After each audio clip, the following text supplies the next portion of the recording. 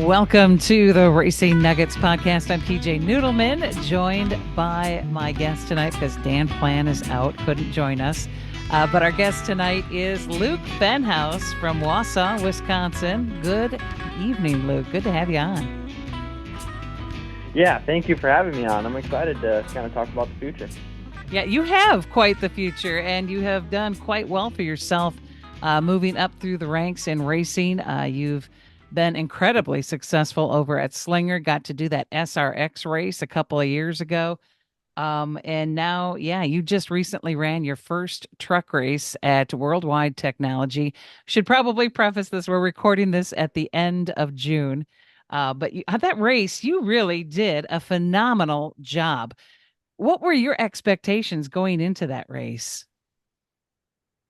Well, that's a good question. Obviously, as a race car driver, where you don't get a ton of funding, it's hard to get those opportunities. So when you get an opportunity like that with such a high tier team and a team that wins week in and week out, you want to go into it and try and perform and do the best you can. And so that was kind of the main thing on my topic or my head was just to go and execute. And obviously I kind of did a crappy job for the most part. 3/4 of the day was downhill on my part. We didn't do very good on pit road. We spun early. Prior to all that, we put ourselves in a bad position qualifying Friday night.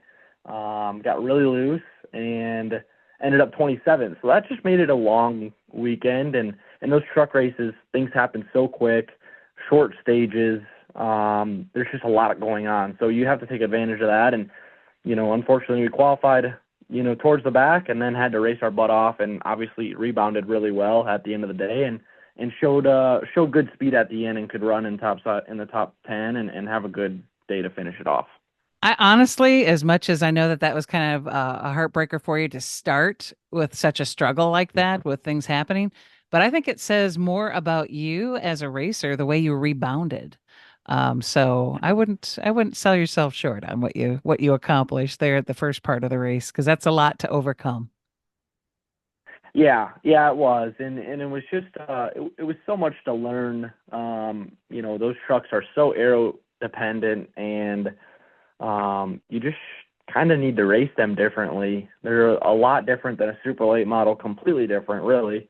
And then you throw in the shifting aspect at Gateway and the pit stops, and so that was just all really green to me. And needing right side air on your corner and just all those things go into it. And, me being so green, we just caught ourselves in a bad couple places and, finally got the hang of it and rebounded well. So just, thankful for that opportunity and excited to keep working with those guys and hopefully rally off some better finishes to be.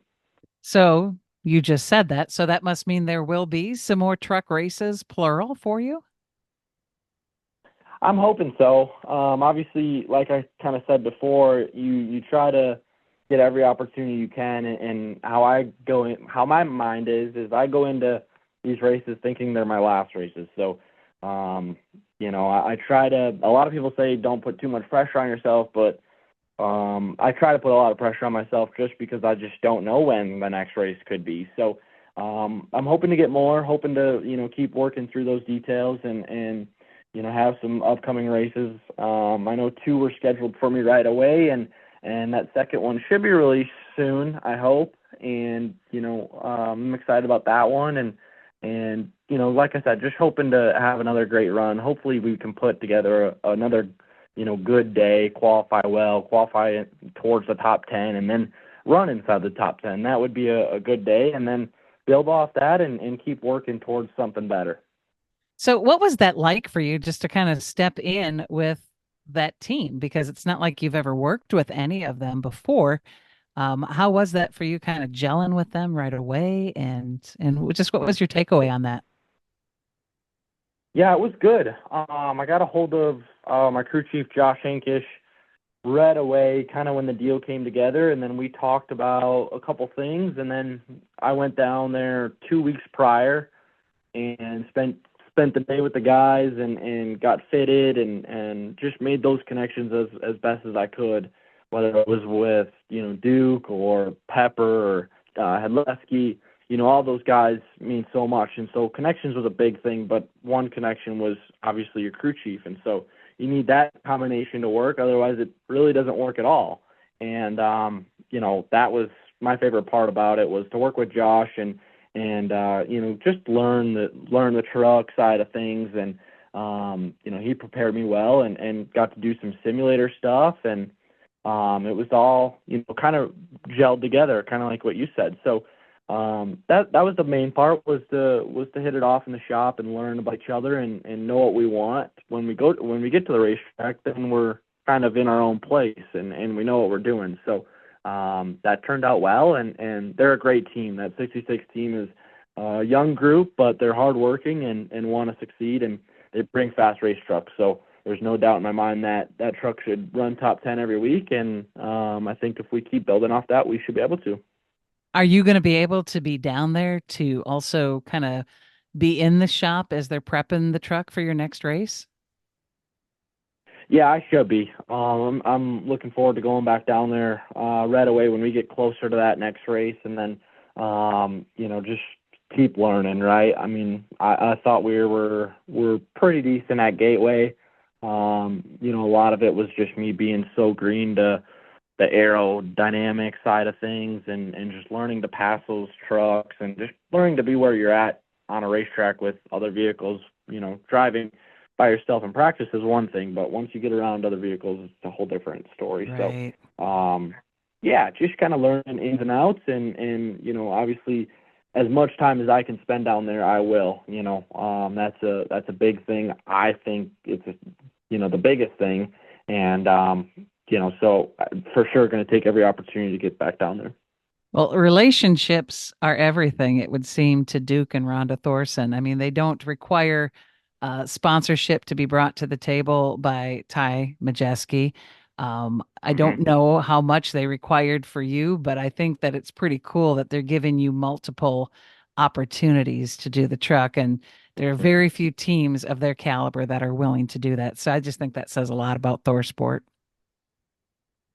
Yeah, it's very special. When you get a team that can run and be efficient, my gosh, it opens a lot of doors, whether it's driver wise, team wise. Duke has built something really special there, and obviously they have Majeski, and he's, I'd argue he's best in the country short track racer right now. And so you get those types of guys in a team, and they can be really dangerous. And obviously they've showed it this year. The 98 team's really been the truck to beat, one of the trucks to beat every week. So that's really cool. But also just another big part of it was Soda Sense hopping on board. They kind of got with me in 22. We had a full season with super late models in the Midwest, and then some in North Carolina. And then we kind of, I don't know if we'd say part ways, but we kind of just, Soda Sense hopped on the ties deal last year and got a couple truck races. I think ended up being 5 or 6, something like that. And then this year, obviously, it kind of came full circle. It ended up being multiple race deal with Majeski, and then that's kind of how I kind of got my foot in the door, was through Soda Sense, and they've helped me out so much, gotten me these opportunities, and have made so many opportunities come possible down south, up here, now in Ohio. So it's just a big full circle happening right now, and I'm just very thankful to have them in my corner, and hopefully keep building off it. Obviously, you get good finishes and good things come out of it. So I'm excited for the next race. You've had tremendous success as well in ARCA. Anytime you got behind the wheel there too. Are there chances for you to do more ARCA races yet this season? That's kind of up in the air. It's really hard to kind of approach those deals just because they're really expensive also.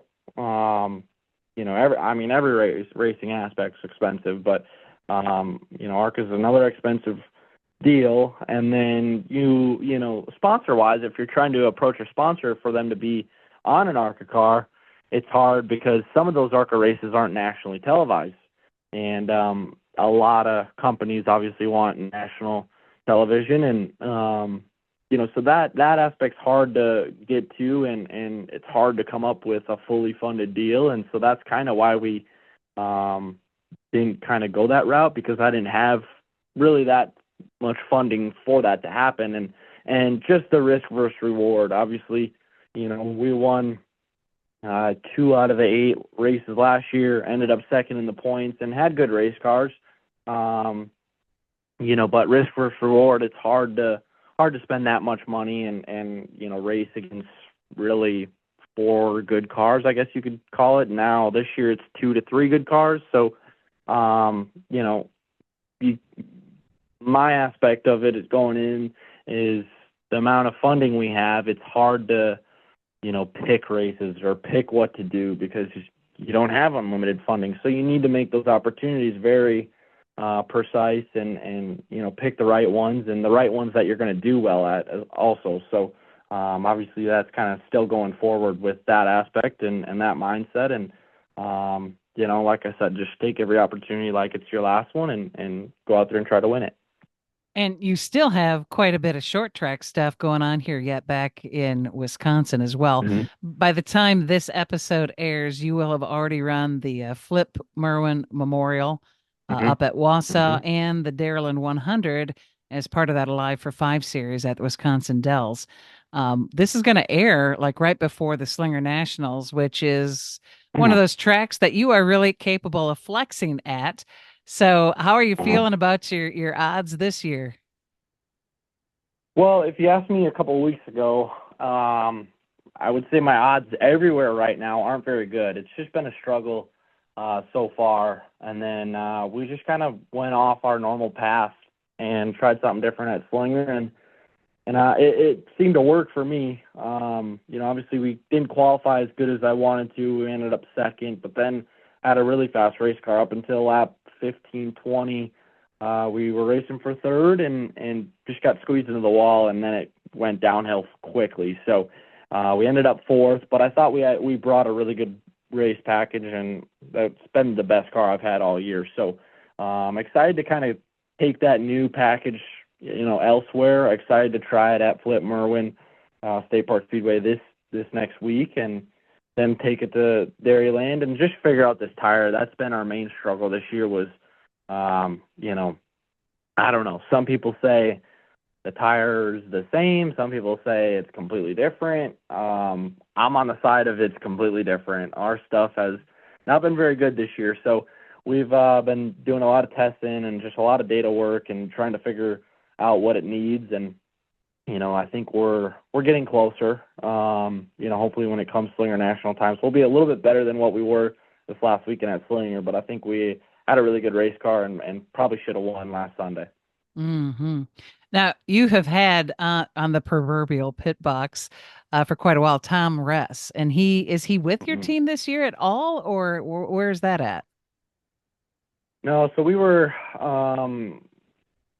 kind of on, I wouldn't say the downhill split off last year, but we were just kind of, he's building a family. He built a house. He's busy with work. He's has a higher up job, and he's really focusing on the family part of things, which is great. And I'm happy for him. I live about 5-6 minutes from him, so we still talk every now and then. Things are just so different now. With this tire, we're running really completely different packages than we have the last 3-4 years. And, so it's kind of taken a turn. Tom's been a big part of my career. He started with me, oh gosh, I don't know what year it was, but I was 13 in a Midwest truck. And ever since then, we've built, quite the race team and have done well. Obviously, you said we've won at Dells, we've won at Slinger, won the Slinger Nationals, then had the big year. 21 was the Quickie champion, and then we won Slinger Speedway champion, and just a big year. Had the SRX race, and that's kind of what made me who I am really. So yeah, he's been a huge part of my career.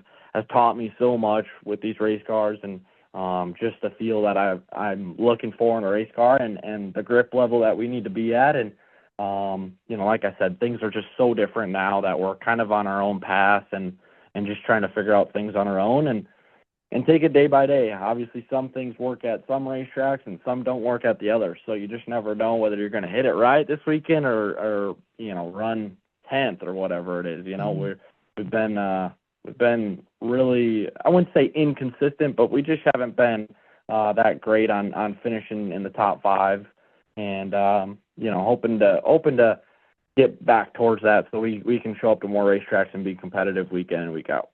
So who is your acting crew chief then right now? It's just one of my family friends, Johnny Huntington. So my family background is all snowmobile racing, and that's kind of what I grew up, in. Really, I grew up every weekend during the winter was racing with my cousin Matt Schultz. He's a 2-time world champion up in Eagle River here, and then that's my dad's side as well. He won Eagle River World Championship in 1993. So it was almost like pitch perfect for me to go snowmobile racing. And then I just made a turn to go late model racing and turn into the summer. And, obviously it's worked out so far. But Johnny has been a big help to my cousin Matt, and, helped with my family race team for a long time. And then they kind of split off the last couple of years, and now he's kind of came full circle and back into the play lately now, the past year and a half. So, we're working through that, and things have been hard. Obviously, we haven't had the great finishes, but, it's hard to blame someone or blame one thing or put something on somebody, because you can real easily when you don't have a good weekend. But it's part of it. You have challenges, and we just keep working together and figuring it out. And, it's just our little small group here at the Fenhaus house and the shops in our backyard. And, it's just a nice way of doing things, is learning together and figuring it out, and then celebrating at the end of the weekend, hopefully. Well, I respect that wholeheartedly. I think anybody who's worth their salt was in that same position at some point in their career as well. Mm-hmm. So Yeah, talk a yeah. little. Go ahead. Go ahead. Yeah, yeah, and that's kind of what's just cool about, obviously there's a lot of family race teams, and, speaking of Majeski and Toby, they're not family, but I mean, they're like family now. They've had that connection for a while now, and that's what makes teams great, is having a crew chief and a team and a driver, combination. And it's hard to have that for that many years. And so obviously Tom and I got really close for a while there, and then we kind of split off, and now Johnny's on board, and it's just a big family race team. So I enjoy it, and makes it all better at the end of the day when we celebrate together. For sure. So was your first race ever on a snowmobile then? Yes, it would have been my first race. Would have been on a snowmobile, a little kitty cat snowmobile, when I was age 4. And how did you do? Oh gosh, that's a good question. That's a really good question. I have no clue. Do you remember enjoying it though? Is that when you first knew you want to go fast? Was it just like Ricky Bobby? I want to go fast. Yeah, I can picture something like that. It was just cool. Obviously now our family has grown up at the racetrack still, but that's how it was, 10 years ago, 15 years ago, was, my cousin was racing and had everybody on board with him, big time sponsors, and it was just a big deal. And now it's just kind of came full circle again, and it's in my shoes kind of. So it's when you have that type of passion with a family, it's hard to not be a part of it. It's hard to not get involved in it when everybody's there. My sister obviously has had a hard time doing other things because all her friends, all her family, her mom and dad are at the racetrack week in and week out. So makes it hard on some things, but obviously when you get to do it week in and week out with your family, you love to do it. Well, and I think your sister is pretty darn supportive of you too. I think she's one of the loudest people cheering at the track for you as well. I've seen her, and that's pretty cool. I think that really is it. Your family is very tight. I don't think Yeah. I've seen one as tight. Yeah. Yeah. No, they get along very well, and you almost need to. I mean, my dad's working FedEx nights, 6 nights a week, and gets home at 4 or 5 a.m. and then wakes up around noon. And if we're in the spring, we're usually in the fields until we're all planted and ready to go. If we're in the fall, we're usually combining and hauling it all over the place. Otherwise, we're all summer long we're working on race cars and keeping ourselves busy. So it's a tight family, and we make things work, and it's a fun way of doing things. What type of crops do you guys raise on the farm? All this year it has been soybeans and corn. Okay. Do you get to drive the tractor much and do any of the combining? Yeah, so that's kind of Dad's department is I do most of the field work in spring. We usually get it all tilled up, and then Dad'll plant all of it, and either Grandpa or I will roll it after it's planted, and that's kind of just been our cycle for the past couple of years, and it's kind of the same deal in winter. That'll combine everything, and we'll haul it around, and then I'll usually start plowing right away unless it's froze really early, but plow late fall, and then kind of just come full circle next spring. And it's a good little operation. We did around 400 acres this year, and Oh, wow. for 2-3 guys, it's That's enough. it's plenty enough. Yeah, Yeah. yeah, I suppose yeah. they probably don't want you to combine because it has to go back and forth in rows instead of in circles. Yeah, yeah. Probably they would not let me do that. You really have a So pretty big fan base. I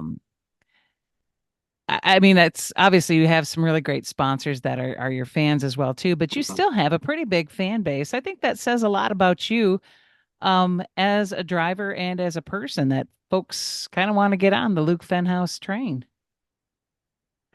yeah, it's pretty cool. When you get to think about it, in depth of the people that are surrounded by our race cars, after the race, it's kind of cool to see how many people are around it, waiting for autographs or pictures or just even to talk.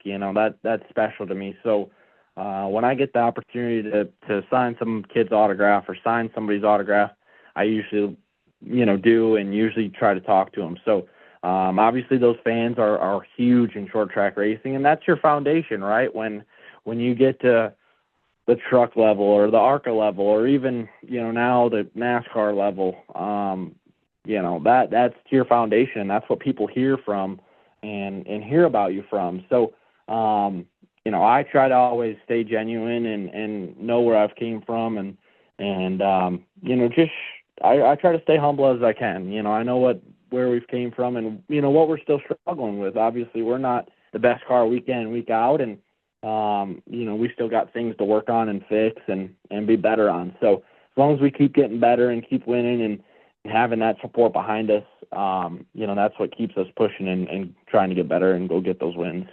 Certainly. Everybody has kind of a superpower, if you will, something that they just really excel at. So, with regard to the race car, other than driving, obviously, but is there something that is kind of your superpower with the whole program other than the driving? Oh gosh, I don't know.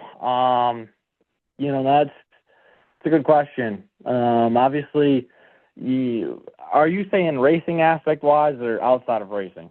Either or. I'm just kind of curious. I mean, like, obviously, racing and driving the car is a great talent for you, but are there other superpowers that either you bring to the table at the race shop or the race team, Mhm. or even outside of it? I mean, what Yeah. is something that you really excel at other than driving a race car?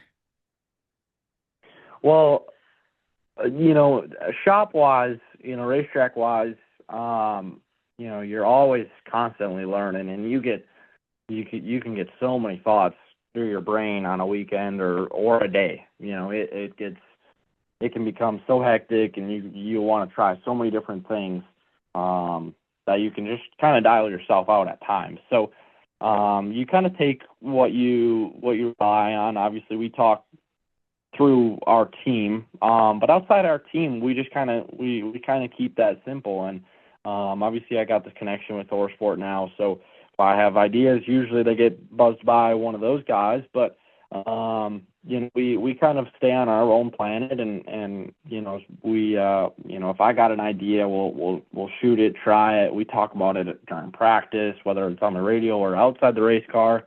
Johnny has his ideas. My cousin Matt has his ideas. So it's all kind of thrown around, but we work together and come up with a solution and what's the thinking behind the change or what's happening, and try to figure things out. But I would say, one of us is, mainly calling the shots, or my big superpower is something else. I'm not a big tire guy. I'm not a big fan of tires. Right now we've struggled with tires this year. So that's been our struggle this year. But outside of racing, man, it's hard to get involved in a lot of things when you live in Wisconsin. Usually you're racing week in and week out, or you get to be able to. At least there's races that you could run, and so it's hard to get involved in a lot of different things. But every now and then, when you get downtime throughout the winter, I like shooting pool, and usually league is going through the winter, and if they need a sub in or a fill in, usually I'll do that, or play golf sometimes. Man, it can be all over the place. Sometimes I'm on a week to play golf, and then next week I'll hate golf and never golf again. So it goes in circles, but racing's been such a main focus in my lifetime for a long time, and I don't see it changing anytime soon. Cool. Have you ever messed with the governor on a golf cart? That's a good question. I don't think so, honestly. Um, yeah, that's a good question. Not in my lifetime. Yeah, we have our little golf cart here, the one that goes to the racetrack, but we'll ride dirt bikes around, and, actually we talked about building a dirt bike track in the back here, but, my luck is I'll fall off it and break a bone, and something will happen. So I better stay off those things too. Funny, very funny. Is there anything in your mind that, I guess, how do I say this? I want to know, okay, I'll go this route. When you finish a race, if it didn't go how you wanted, do you sit and dwell on that and then just kind of break it all down? Or are you the kind of person that's just like, whatever, it didn't work out, let's move forward? Do you keep reflecting on what happened, or do you move forward?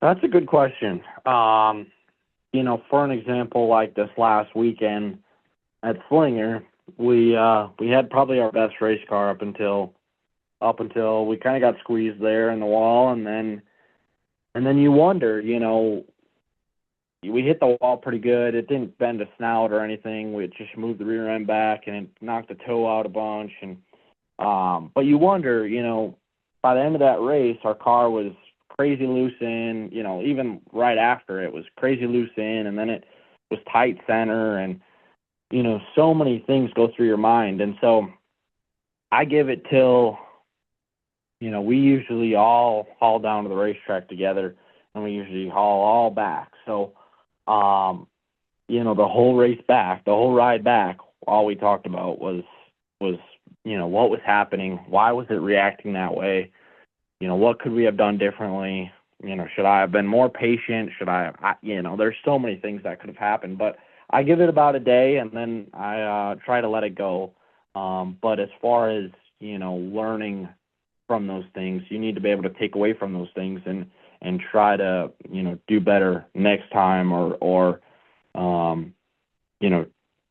like change wise on a race car. If you're making adjustments, what should we have done better? Now next time when we go there for Slinger Nationals, we're already ahead of ourselves, because we know we should have went down in right rear spring, or something along those lines. Sure. So you're resilient. That's what I wanted to Yeah. hear too. So what would you be doing if you weren't racing? What do you think you'd be filling your time with? Um, I would probably say if my life was exactly how it is except racing, I would imagine I would probably be farming, honestly. Um, I would imagine I would take that over completely and kind of just do that full time and so that, Fenhaus Farms is 5 minutes from here, right down the road. My grandpa lives there and we go there a couple days a week, check on everything, check on him and it's just a real close operation. So grew up on the farm and grew up real close to it and so that's been my background also and so it's kind of close and home to me. So I enjoy coming back. When I was living in North Carolina, I loved coming back and farming, whether it was fall or spring, and knocking it out in 2 weeks or whatever it may be. But yeah, probably farming, I would say. Yeah, Toby says that himself too, that's like some of the best thinking time is being behind the wheel of a Yeah. tractor on the field. Yeah. Hmm. Good stuff. So, talking about when you were down in North Carolina and even just traveling everywhere, what is your favorite racetrack that you've ever run on in any series? Ooh. Um, I had a lot of fun at Dover. Dover was pretty neat to me. I like a lot of banked racetracks. I enjoy going to Slinger. Obviously, when you have a good car anywhere, you enjoy. Seems to me that you enjoy the racetrack a lot better than when you don't. Um, so yeah, Bristol was cool to me. Like if we would have had a really good car at Bristol, I would have loved that place.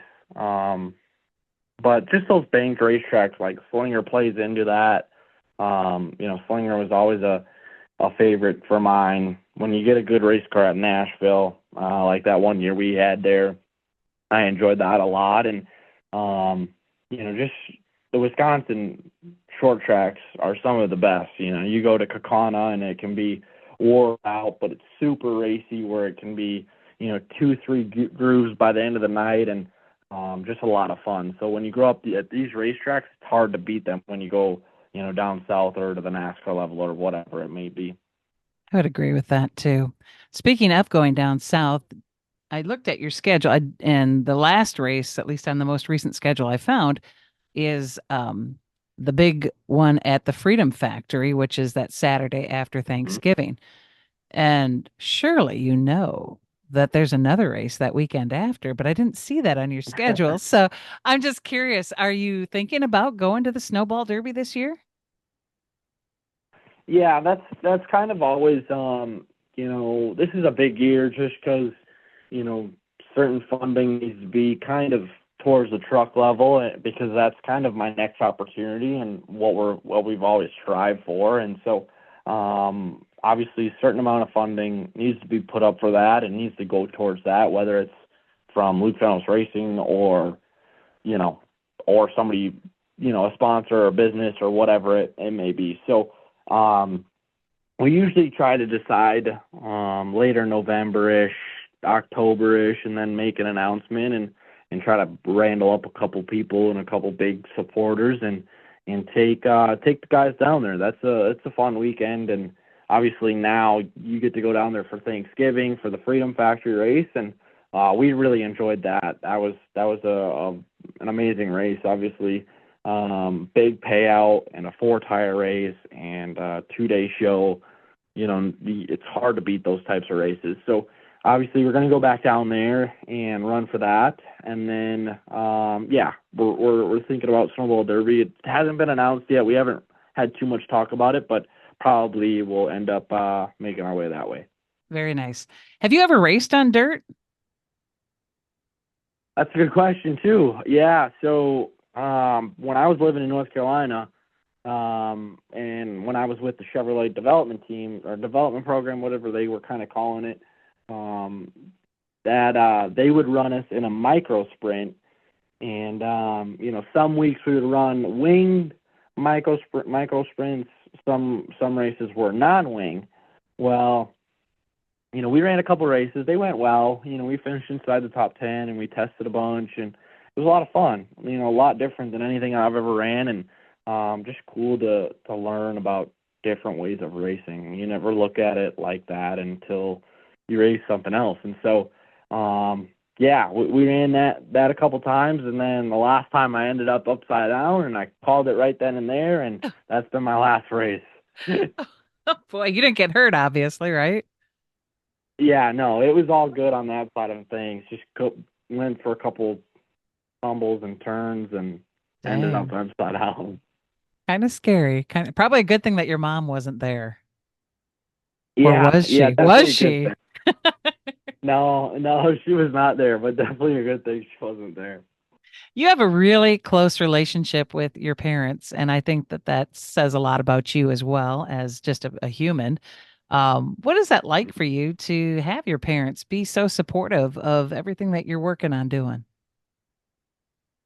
Well, I mean, it's kind of just it's pretty normal to me. Obviously, you grow up as a family together, and obviously, my mom was super heavy on me throughout school, and I obviously disliked school and wanted to be at the racetrack or wanted to be in the shop when I was younger with my cousin. That was a lot going on. So I grew up real fast with hanging out with older people and kind of the older generation, and but surrounding myself around my sister's friends. My sister and I are pretty close.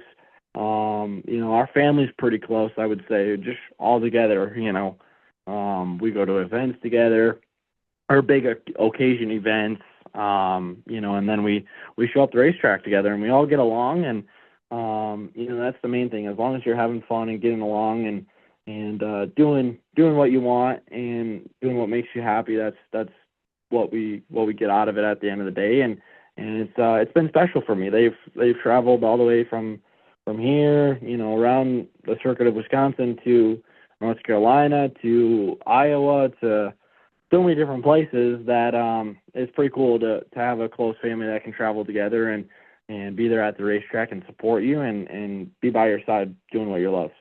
For sure. You mentioned school. Did you ever get in trouble in school? What did you do that got you in trouble if you did? Oh man, so I grew up probably high school era. I started to grow up pretty heavily, just surrounding myself around the racing side and being around my sister's friends that were 5-6 years older than me. I grew up fast, but my early ages, I was very naughty as a kid. I got kicked out of so many babysitters, daycares, off the bus, just was a nightmare as a kid. And that was a circus. Glad we got through that phase. Obviously, my sister and I went to school for a little bit. She's 5 years older than me. And we would go to elementary school, and she would just hate going to elementary school with me because I was always in trouble and always getting blamed for this and that. And I'm glad it turned out for the good way, because I don't know what they thought early on stages. That's awesome. That's awesome. You know, you were probably bored. That's what it was. Yeah, probably. ADHD was running through the veins, and it was, hell was let loose. That's awesome. Well, I appreciate you taking some time to chat with me. I've been wanting to get you on the podcast. And again, for anyone listening, we recorded this on June 20th, and it will actually air on the 2nd of July. So you'll have more races under your belt and getting ready for the Slinger Nationals. So I wish you all the luck, Luke. You're very talented. And I hope to see you behind the wheel of a truck again a lot more this season and beyond. Well, thank you very much. And hopefully we will be talking later on this summer.